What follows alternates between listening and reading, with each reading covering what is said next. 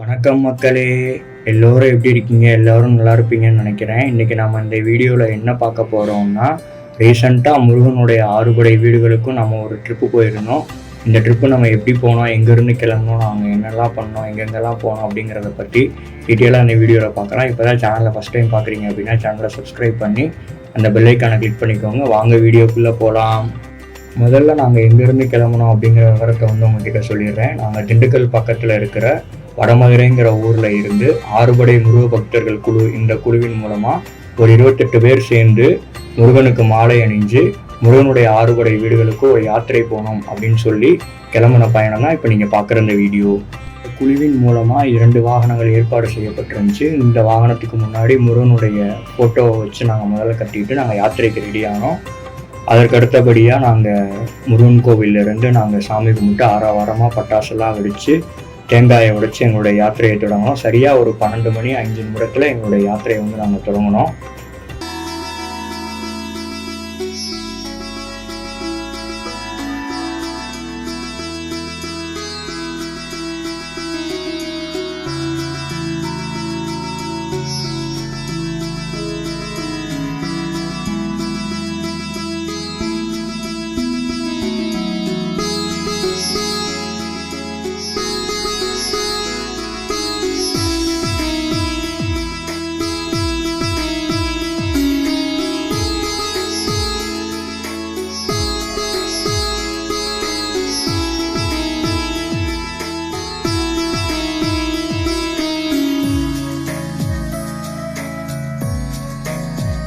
கிளம்புன கொஞ்சம் தூரத்துலேயே வண்டிக்கு தேவையான டீசல்லாம் ஃபில் பண்ணிவிட்டு நாங்கள் அப்படியே பயணத்தை கண்டினியூ பண்ணோம்.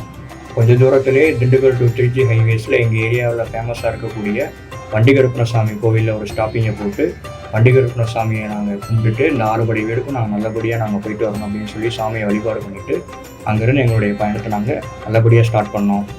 இப்போது நாம் திண்டுக்கல் டு திருச்சி ஹைவேஸில் நம்ம போயிட்டுருக்கோம். முதலாவதாக நாம் எங்கே போக இருக்கோம் அப்படின்னா நம்ம திருத்தணிக்கு தான் போக இருக்கோம். எதனால் திருத்தணி அப்படின்னு சொல்லி நீங்கள் கேட்கலாம். அதற்கான பதில் எனக்கு கொஞ்சம் நேரத்தில் நான் சொல்கிறேன். இப்போ நாம் எந்த வழியில் போக இருக்கோம் அப்படின்னா, இங்கேருந்து நேராக திருச்சியிலேருந்து பெரம்பலூர், பெரம்பலூர்லேருந்து உளுந்தூர்பேட்டையிலேருந்து திண்டிவனம் போய் திண்டிவனத்துலேருந்து காஞ்சிபுரம் வந்தவாசி வழியாக நம்ம திருத்தணி போய் நம்ம ரீச் ஆக போகிறோம். வாங்க நம்ம போகலாம். நைட்டு 2 டீ பிரேக் எடுத்து ஒரு வழியாக நம்ம காலையில் 7 மணிக்கு ஆல்மோஸ்ட் நம்ம காஞ்சிபுரம் பக்கமாக வந்துட்டோம். இன்னும் நமக்கு திருத்தணிக்கு ஒரு 70 கிலோமீட்டர் நம்ம இருக்குது. நம்ம எத்தனை மணிக்கு நம்ம திருத்தணி போய் ரீச் ஆகிறோம்னு சொல்லி பார்க்கலாம். எதனால் நம்ம முதலாவது நம்ம திருத்தணியை நம்ம தேர்ந்தெடுத்தோம் அப்படின்னா, 2 நாளில் இந்த பயணத்தை முடிக்கணும் அப்படிங்கிறதான் எங்களுடைய ஒரு நோக்கமாக இருக்குது. அதனால தான் நாங்கள் நாங்கள் திருத்தணி எடுத்தோம். திருத்தணியை முடிச்சுட்டு அடுத்து நம்ம எங்கே போகிறோம் அப்படிங்கிறத நீங்கள் வீடியோவில் கண்டினியூஸாக பாருங்கள். போன வருஷம் நாங்கள் போன 6 வீடியோவை நம்ம சேனலில் அப்லோட் பண்ணியிருக்கோம். அந்த வீடியோ யாரும் பார்க்காம இருக்கீங்க அப்படின்னா அந்த வீடியோ கண்டிப்பாக செக் பண்ணி பாருங்கள். வாங்க நம்ம அப்படியே கண்டினியூ பண்ணலாம். வழியாக வந்தவாசி, அரக்கோணம் இதெல்லாம் தாண்டி சுமார் ஒரு 420 கிலோமீட்டர் ட்ராவல் பண்ணி ஒரு 8:30 மணிக்கு நாங்கள் திருத்தணியை ரீச் ஆனோம். இப்போ நீங்கள் பார்க்குறது திருத்தணி மலையோடைய அடிவாரம். இங்கேருந்து வண்டி மேலே போகிறதுக்கு 50 ரூபா சார்ஜ் பண்ணுறாங்க. இப்போ நம்ம மேலே ஏறி நம்ம போகலாம். இந்த திருத்தணியை பற்றி சொல்லணும் அப்படின்னா, இந்த கோவில் பற்றின வரலாறாக நான் போன வருஷம் போட்ட 6 வீடில் நான் முழுமையாக சொல்லியிருக்கேன். அப்படி நீங்கள் முழுமையாக தெரிஞ்சுக்கணும் அப்படின்னா அந்த வீடியோவை நீங்கள் செக் பண்ணி பாருங்கள். இப்போ சிம்பிளாக அந்த கோவிலை பற்றின ஒரு சில விஷயங்கிறாங்க நான் ஷேர் பண்ணுறேன். முருகனின் 5ஆம் படை வீடு திருத்தணி. திருச்செந்தூரில் போகிற முடிச்சுட்டு இந்த இடத்துல தான் முருகப்பெருமானுக்கு தன்னுடைய கோபம் தணிந்ததாக சொல்லப்படுது. ஆகையினால இந்த இடத்துக்கு திருத்தணிகை என்ற பெயர் வந்திருக்குங்க. இந்த பெயரே காலப்போக்கில் மருவி திருத்தணி என்று அழைக்கப்பட்டிருக்குங்க. அது மட்டும் இல்லாமல் இந்த கோவிலில் வள்ளி மற்றும் தெய்வானை மற்றும் முருகப்பெருமான் இவங்க 3 பேருமே தனிச்சன்னதியில் இருக்கிறது இந்த கோவிலுக்கு ஒரு தனிச்சிறப்புங்க.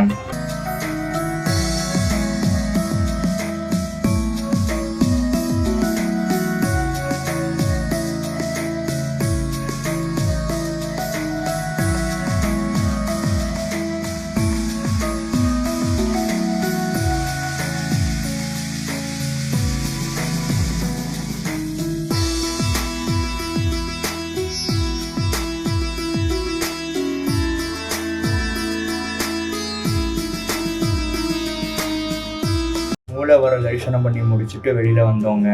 இப்போ நீங்கள் பார்க்குறது திருத்தணியுடைய உற்சவ பெருமாள் வள்ளி தெய்வ சேனா சமேதமாக சண்முகநாத மூர்த்தி அந்த ஆலயத்தில் விளங்குறாருங்க.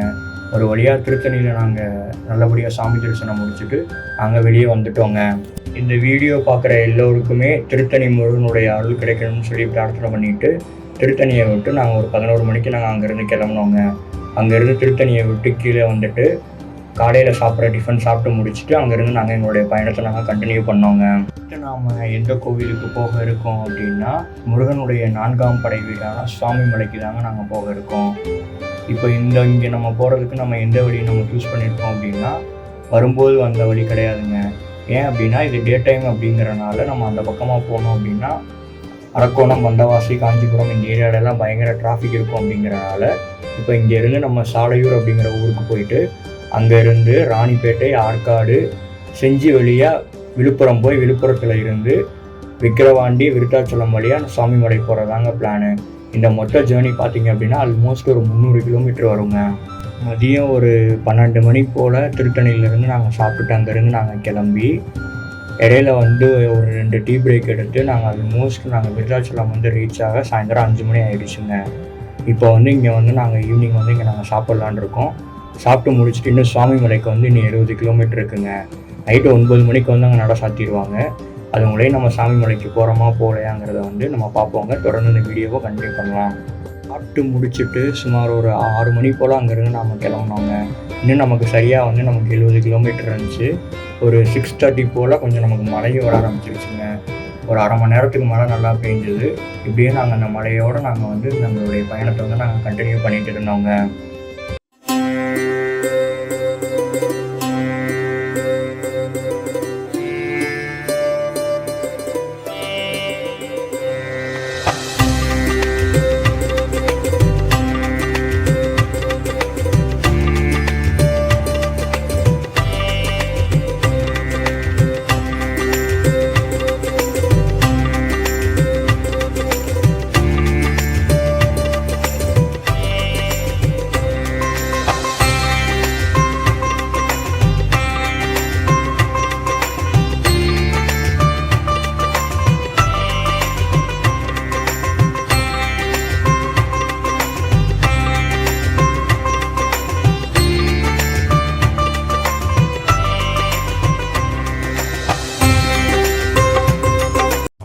ட்ராவல் பண்ணி ஒரு வழியாக முருகனுடைய 4ஆம் படை வீடான சுவாமி மலைக்கு ஆல்மோஸ்ட் நாங்கள் ஒரு 8 மணிக்கு நாங்கள் ரீச் ஆனோங்க.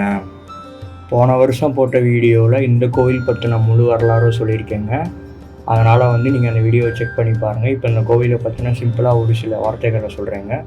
அதாவது முருகனுடைய தந்தையார் சிவபெருமானுக்கு ஓம் என்ற பிரணவ மந்திரத்தை பிரயோகம் செஞ்ச இடம் இதுதாங்க.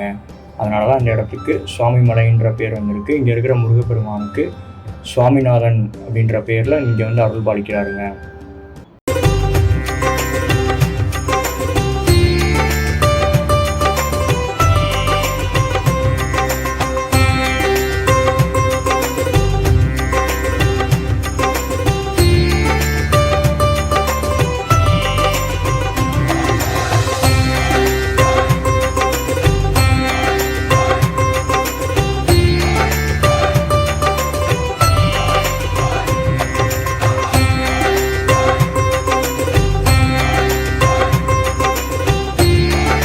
சுவாமி மலைக்குள்ளே நாங்கள் என்ட்ராகும்போது ஆக்டர் யோகி பாபு இந்த கோவிலில் நாங்கள் மீட் பண்ணோங்க.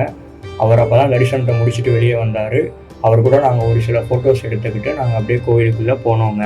இந்த கோவிலில் தமிழ் வருடங்கள் 60 வருடங்களை குறிக்கும் விதமாக 60 படிக்கட்டுகள் இருக்குங்க. அந்த 60 படிக்கட்டுகள்லையுமே தமிழ் வருடங்கள் 60 பேர்களும் குறிக்கப்பட்டிருக்கும். இந்த 60 படிக்கட்டுகள் மேலே ஏறி சென்று நம்ம முருகப்பெருமான் நம்ம தரிசனம் பண்ணுவோம். இந்த கோவிலில் தான் முருகப்பெருமான் இருக்கிறதுலே உயரமாக இருக்கார். அது மட்டும் இல்லாமல் மற்ற கோவில்கள் எல்லாமே முருகனுக்கு முன்பாக வாகனமாக மயில் வாகனம் தாங்க இருக்கும். இந்த கோவிலில் மட்டும்தான் ஐராவதம் என்று சொல்லக்கூடிய யானை வாகனமானது இருக்கும். ஆகையினால் இதுதாங்க இந்த கோவிலில் இருக்கக்கூடிய தனிச்சிறப்புகள். இந்த யானை இங்கே ஏன் வாகனமாக இருக்குது அப்படிங்கிறத தெரிஞ்சுக்கணும்னு நினைக்கிறீங்க அப்படின்னா போன வருஷம் போட்ட வீடியோவில் இதை பற்றின விளக்கங்கள் நான் தெளிவாக கொடுத்துருக்கேன். அந்த வீடியோவை செக் பண்ணி பாருங்கள்.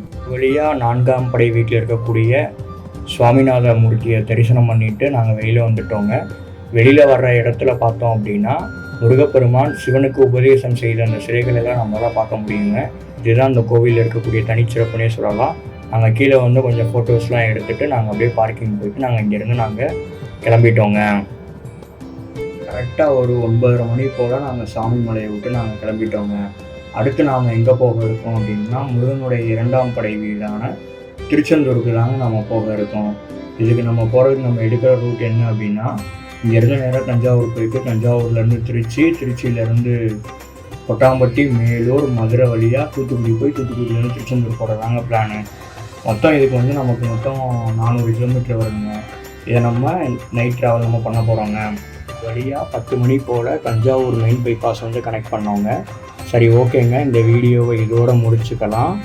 எஞ்சி இருக்கக்கூடிய முருகனின் 4 படை வீடுகளையும் நம்ம எப்படி தரிசனம் பண்ணோம் அப்படிங்கிறத அடுத்த வீடியோவில் பார்ப்போம். சொன்ன மாதிரி 48 மணி நேரத்தில் இந்த யாத்திரையை முடித்தோமா, இல்லை அதில் வேறு எதுவும் சிக்கல் வந்துச்சா அப்படிங்கிற விஷயங்களையும் நம்ம அடுத்த வீடியோவில் பார்ப்போம். நீங்கள் இந்த வீடியோ பற்றி என்ன நினைக்கிறீங்க அப்படிங்கிறத கமெண்ட் செக்ஷனில் சொல்லுங்கள். இந்த வீடியோ பிடிச்சிருந்துச்சுன்னா லைக் பண்ணி, அடுத்த பார்ட்டை நீங்கள் பார்க்கணும் அப்படின்னு நினைக்கிறீங்க அப்படின்னா சேனலை சப்ஸ்கிரைப் பண்ணி வச்சுக்கோங்க.